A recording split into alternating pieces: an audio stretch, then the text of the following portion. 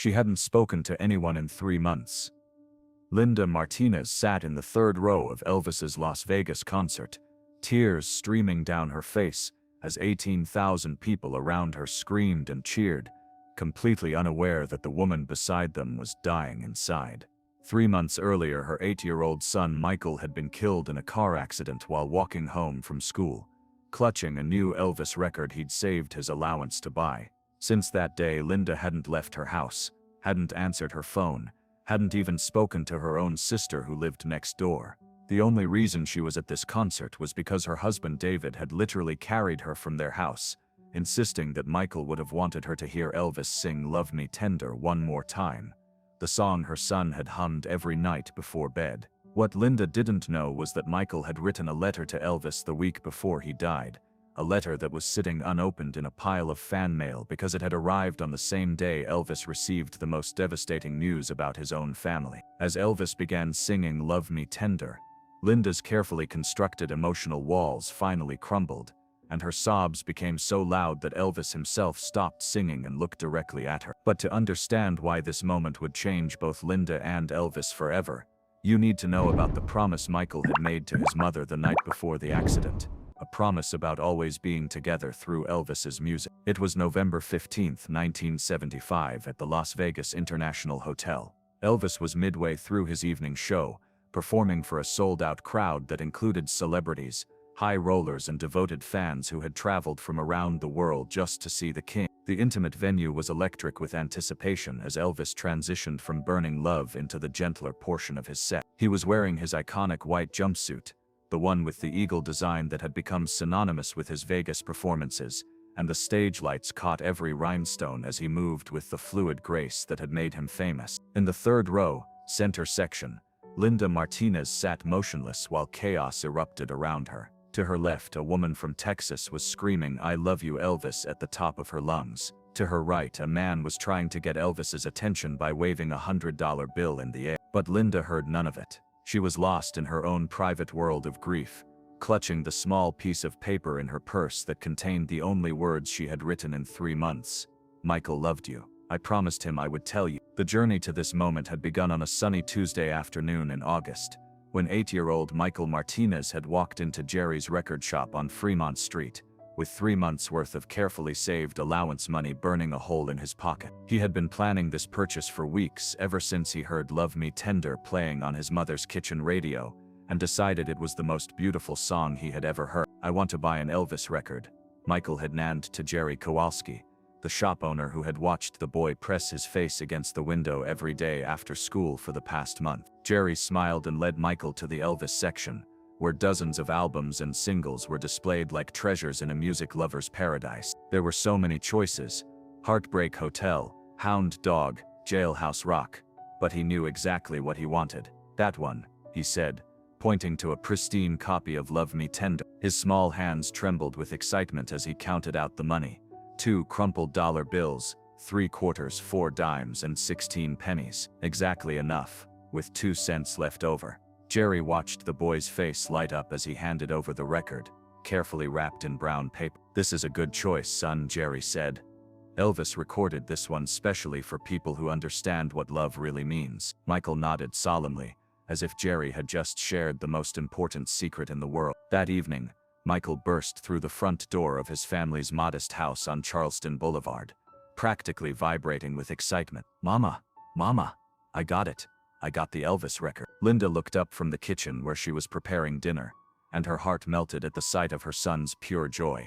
David, Michael's father, was reading the newspaper in his favorite chair, but he folded it up to watch his son's animated explanation of his purchase. Can we play it right now?" Michael asked, bouncing on his toes. Linda couldn't resist his enthusiasm, so she cleared the kitchen table and set up their old record player, the one that had been a wedding gift from David's parents 5 years earlier. As the needle touched the vinyl, the opening notes of "Love Me Tender" filled their small house, and Michael's face took on an expression of pure wonder.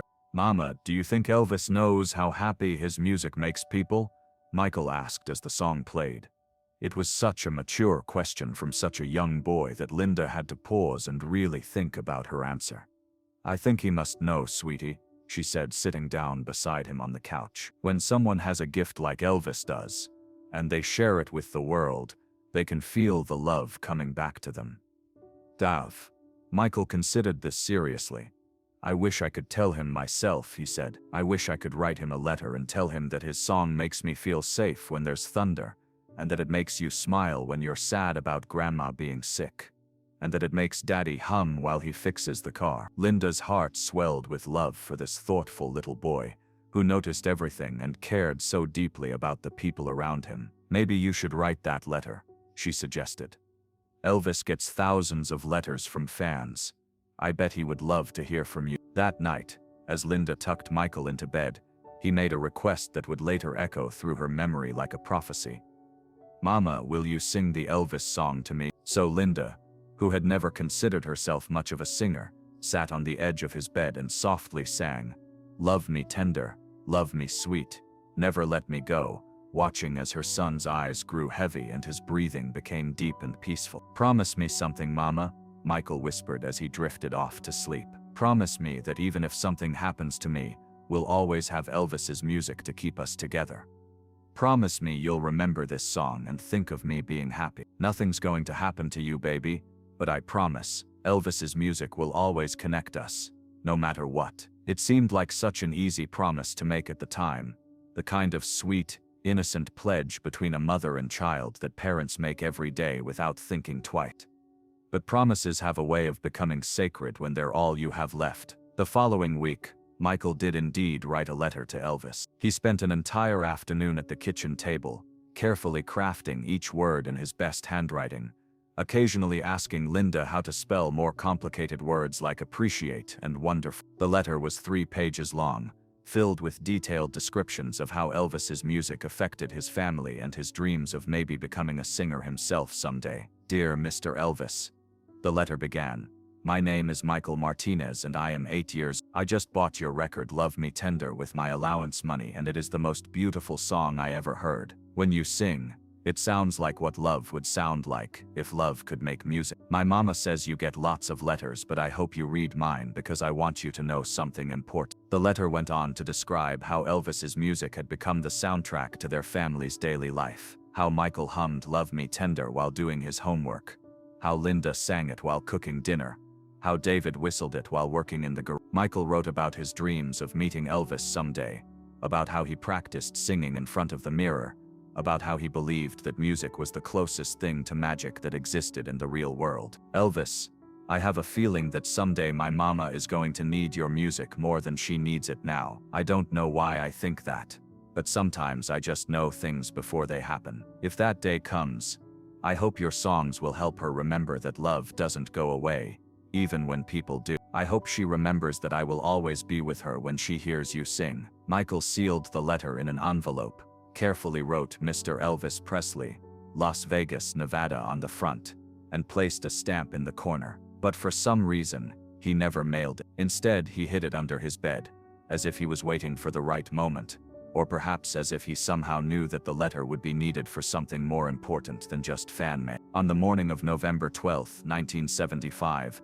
3 days before the concert that would change everything, Michael woke up earlier than usual. He found Linda in the kitchen making coffee, and said something that would later seem like a premonition. "Mama, I had the strangest dream. I dreamed that you were sad, sadder than I've ever seen you.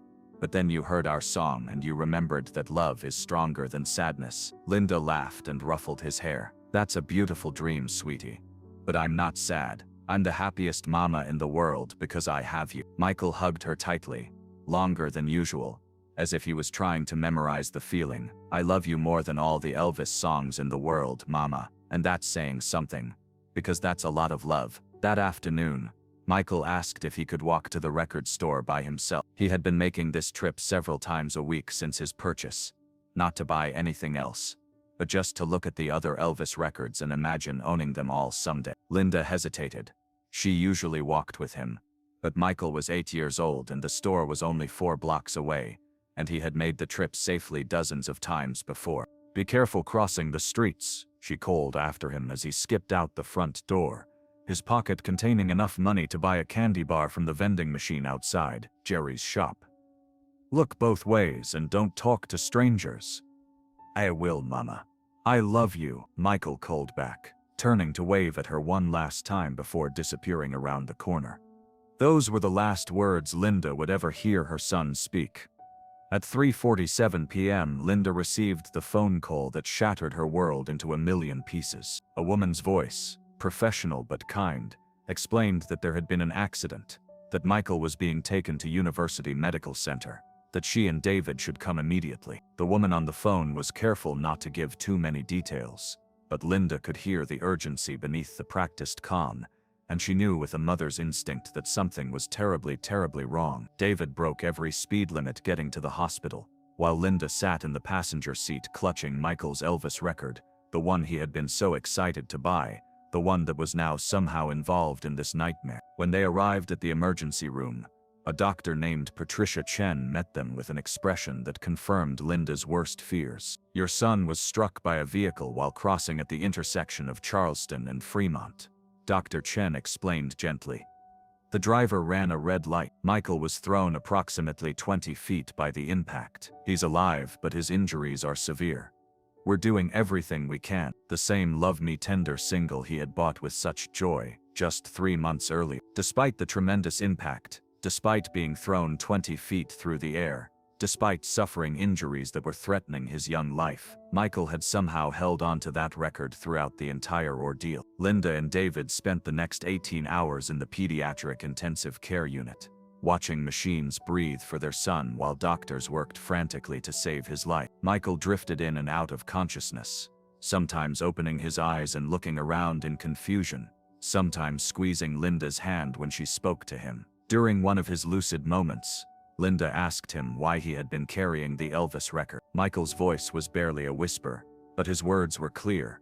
"I was going to ask Jerry to help me mail my letter to Elvis. But then I realized I should wait, because maybe Elvis needs to hear from me later, when it really mattered." Linda didn't understand what he meant at the time, but she nodded and stroked his hair. "You can mail the letter when you get better, sweetie. Elvis will wait to hear from you." Michael smiled weakly. "Mama, will you promise me something? Anything, babe, anything in the world. If I don't get to mail the letter myself, will you find a way to tell Elvis about me? Will you tell him that his music made me happy every single day? Will you tell him that when he sings Love Me Tender, somewhere in heaven, I'll be singing along?" Linda's vision blurred with tears, but she managed to speak clearly. "Michael, you're going to be fine. You're going to mail that letter yourself, and maybe we'll even go see Elvis perform someday. I can feel myself getting lighter, like I'm floating. And you know what?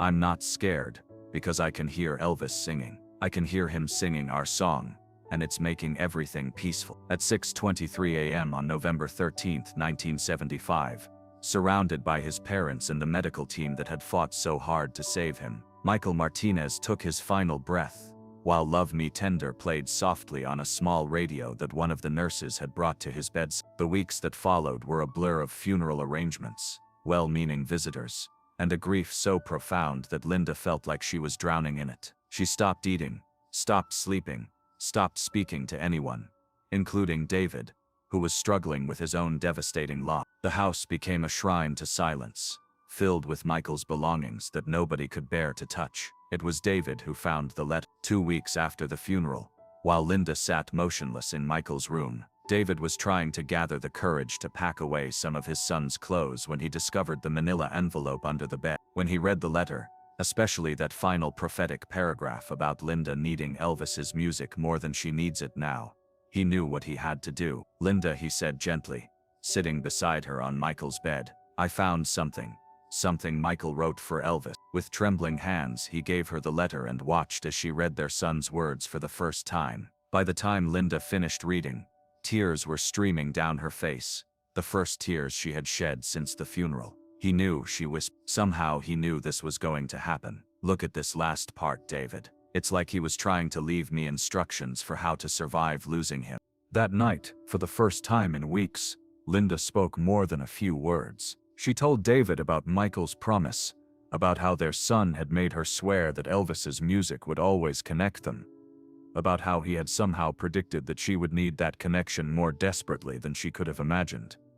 "I have to tell Elvis," Linda said. "I have to find a way to fulfill Michael's wish. I promised him, David. I promised him I would remember. And I promised him I would tell Elvis about what his music meant to our family. What makes you think he would ever even see one from us? Linda looked at him with the first spark of determination she had shown since the accident.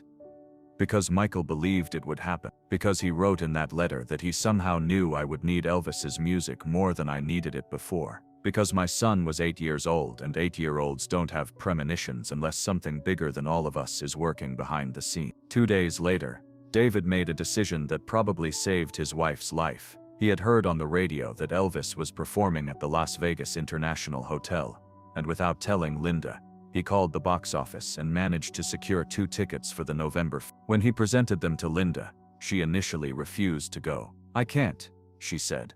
"I can't be around people. I can't pretend to be normal. I can't listen to music, especially not that song." But David was persistent. "You don't have to pretend to be normal. You don't have to talk to anyone. But you made Michael a promise, and this might be the only chance you get to keep it. Elvis is performing the song that mattered so much to our son. Maybe this is what Michael was waiting for." Linda spent the entire day of the concert sitting in Michael's room, holding his Elvis record and trying to find the courage to honor her promise. She hadn't left the house in 3 months, hadn't spoken to anyone outside her immediate family, hadn't even been able to listen to music because every song reminded her of her loss. As evening approached, David made the decision for both of them. He literally carried Linda to the car, drove her to the International Hotel, and guided her to their seats in the 3rd row. Linda sat in stunned silence as the arena filled with excited fans, all of them eagerly anticipating a performance by the man who had unknowingly provided the soundtrack to her son's short life. When Elvis took the stage, Linda felt something stir inside her chest. Not joy, exactly, but recognition. This was the voice that had filled her house with happiness for 3 months, the voice that had sung her son to sleep on his final night, the voice that Michael had somehow believed would be important to her healing. Elvis performed several songs before transitioning to the quieter portion of his set. When he announced that he was going to sing "Love Me Tender," Linda felt her carefully constructed emotional walls begin to crumble. This was the song. This was the moment Michael had somehow known would come. As Elvis began to sing, Linda was transported back to that last evening with her son, when she had sung him to sleep with these same words. She could see Michael's peaceful face, could hear his voice asking her to promise that Elvis's music would always connect them, could feel the weight of that promise settling on her shoulders like a sacred responsibility. The grief that Linda had been holding inside for 3 months suddenly erupted with a force that surprised everyone around her, including herself. Her sobs became so loud that people began to turn and stare, but she was beyond caring about social conventions or appropriate behavior. She was a mother fulfilling a dying child's wish, and nothing else mattered. Elvis stopped singing the moment he made eye contact with her. In all his years of performing, he had seen thousands of emotional reactions from fans, but this was different. This wasn't hysteria or excitement. This was raw, devastating grief, and it called to something deep inside his own heart. "Ma'am," Elvis said gently, setting down his microphone and walking to the edge of the stage. "Are you all right?" Linda looked up at him through her tears, seeing not the famous performer but a kind man who had asked a simple question with genuine concern. "No," she said, her voice carrying clearly through the now silent arena. "I'm not all right. I will never be all right again." Elvis felt something twist in his chest at the pain in her voice. "What's wrong? How can I help you?" Linda reached into her purse and pulled out the letter Michael had written, holding it up so Elvis could see it. "My son wrote this for you. He died 3 months ago, but he wrote this letter because he somehow knew I would need your music to remember him. He made me promise to tell you that your songs made him happy every single day of his life." The arena was so quiet that Linda's words carried to every corner of the venue. 18,000 people held their breath as they realized they were witnessing something extraordinary. Not a performance, but a moment of profound human connection between a grieving mother and the artist who had unknowingly touched her family's life. Elvis stared at the letter in Linda's hands, then back at her tear-streaked face. "What was your son's name?" "Michael," Linda whispered. "Michael Martinez. He was 8 years old, and he saved his allowance for 3 months to buy your Love Me Tender record. He was carrying it when the car hit him. He died listening to your voice."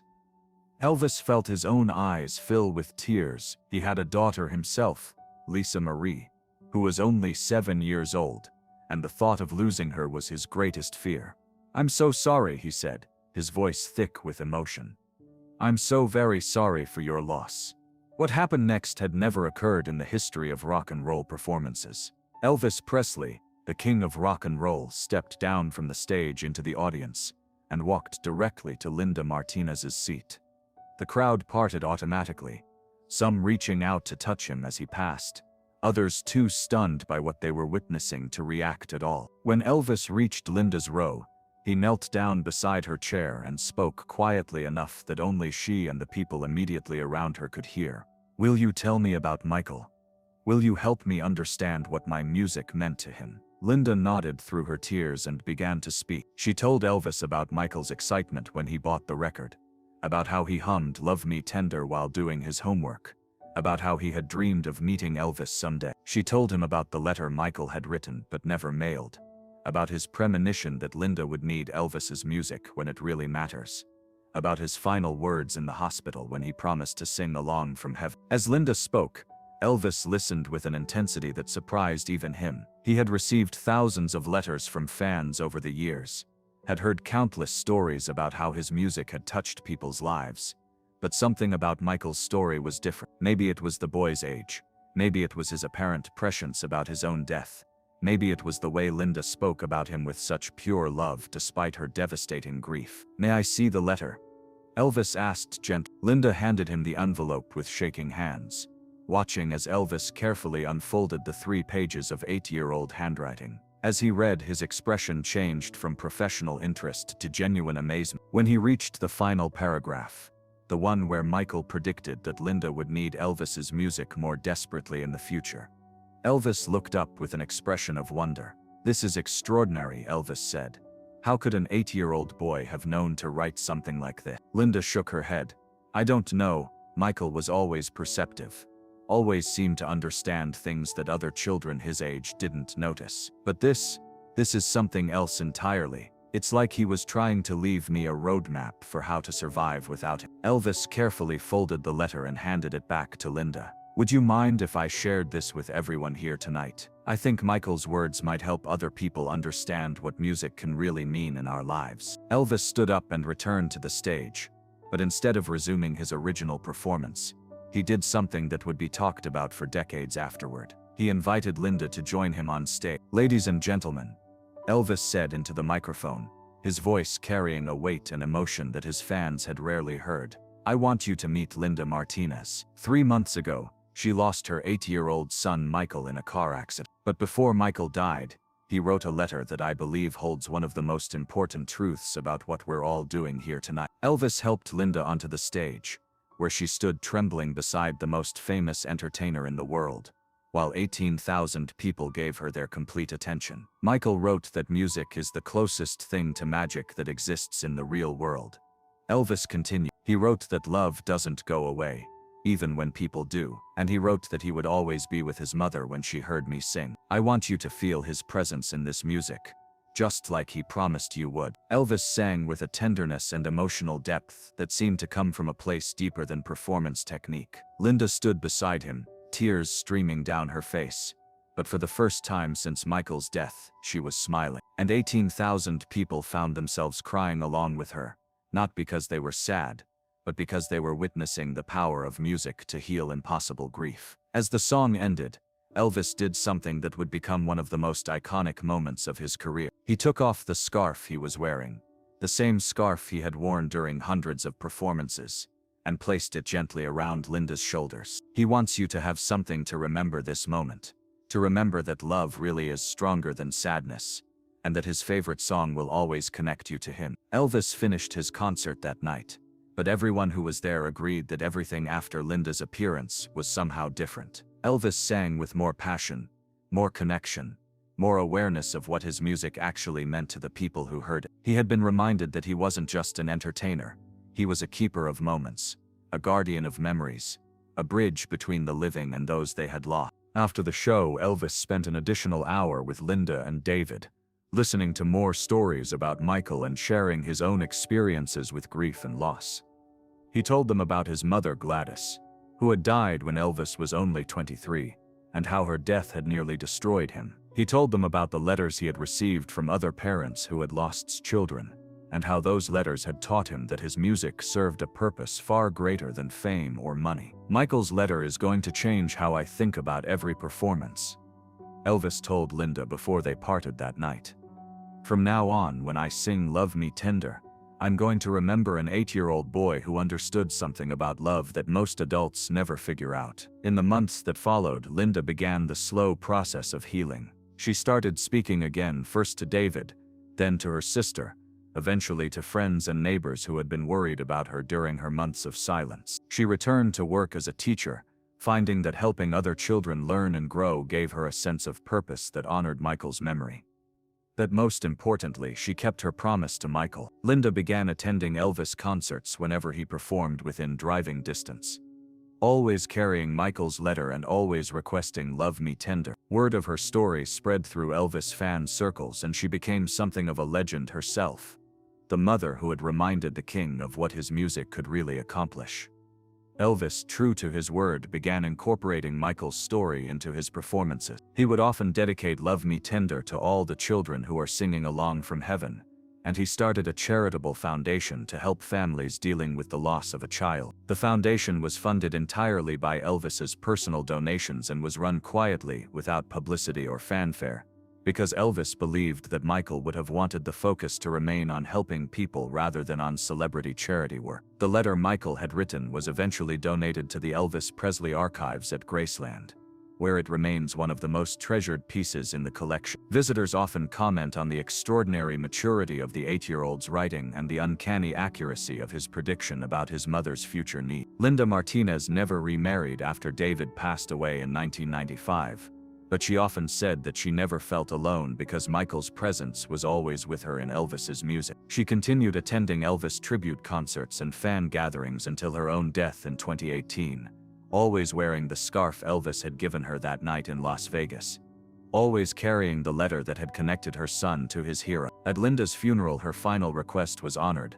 Love Me Tender was played as mourners filed past her casket, and many of those present reported feeling the presence of a little boy's voice singing along, just as his letter had promised would happen. The story of Michael Martinez and his mother Linda serves as a reminder that the most powerful connections between artists and audiences often happen in moments of raw human emotion, when the barriers between performer and fan dissolve and music reveals its true purpose: to heal, to comfort, to connect, and to prove that love really is stronger than loss. Elvis performed thousands of concerts during his career, but those who were present that November night in Las Vegas insisted that what happened between songs was far more important than any individual performance. It was the night the king remembered why he had been given his gift, the night a grieving mother fulfilled an impossible promise, and the night 18,000 people learned that sometimes the most beautiful music happens when someone stops singing and starts listening. Michael Martinez was 8 years old when he died,